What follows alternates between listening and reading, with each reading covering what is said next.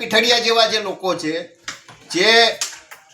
જેને ધારાસભ્યોની સેન્સ લીધા સિવાય, પ્રમુખની સેન્સ લીધા સિવાય જે લોકોએ પક્ષ વિરોધી પ્રવૃત્તિ કરી છે એમના ઇશારે આવા લોકોની નિમણૂક કરી દેતા હોય તો સ્વાભાવિક છે કે જે સંનિષ્ઠ લોકો છે એમના મનમાં નારાજગી થવાની, એમના મનમાં અસંતોષ થવાનો, અને જો આ બાબતે યોગ્ય નિર્ણય નહીં લેવામાં આવે તો મેં કહ્યું એમ કે આગામી સમયની અંદર ઉગ્ર આંદોલન પણ થશે, ઉગ્ર વિરોધ પણ થશે, અને આવા લોકોને જૂતાનો હાર કે જૂતાથી મેથી પાક પણ ચખડવામાં આવશે.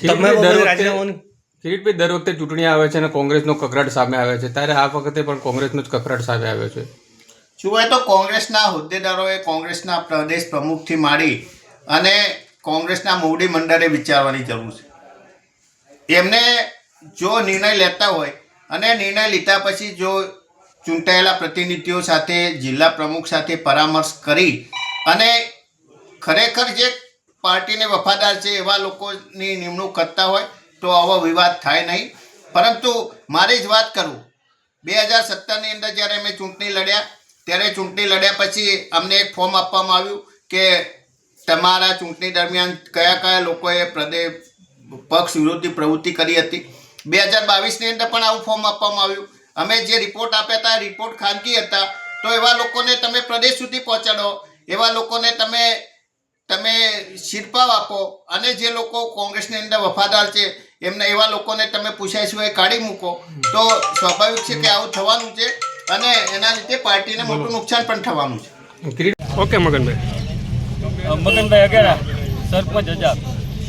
આજ રોજ અજાબ મુકામે ઘણા લાંબા સમયથી અજાબ કરણી સુધીનો રોડ ઇસ્માત હાલતમાં હતો. આ બાબતે આપણા માનની ધારાસભ્ય શ્રી દેવાભાઈ માલમને આપણે રજૂઆત કરતા તેના પ્રયત્નો, તેની મહેનત અને તેની ભાવનાથી આ રોડ અજાબથી કરણી સુધીનો 5 કરોડના ખર્ચે નવો બનાવવા માટે મંજૂરી મળી. આજે એ કામની શરૂઆત કરવામાં આવી. આજે આ કામની શરૂઆતના શુભ પ્રસંગે માનની ધારાસભ્ય શ્રી દેવાભાઈ, સાવજ ડેરીના ચેરમેન શ્રી દિનેશભાઈ, આપણા તાલુકા પંચાયતના સભ્ય અને તાલુકા પંચાયતના પ્રમુખશ્રી, જિલ્લા પંચાયતના સદસ્યશ્રી અને અજાબ ગામના તમામ આગેવાનો, વડીલો, મિત્રો, માતાઓ અને બહેનો આ પ્રસંગે હાજર રહ્યા એ બદલ એ સૌનો આભાર માનું છું. અને આવતા ભવિષ્યની અંદર આપણે પણ જ્યારે પણ જરૂર પડે ત્યારે દિનેશભાઈ અને દેવાબાબાએ ખાતરી આપી છે જ્યાં જરૂર પડે ત્યાં અમને રજૂઆત કરશો, અમે તમારી સાથે.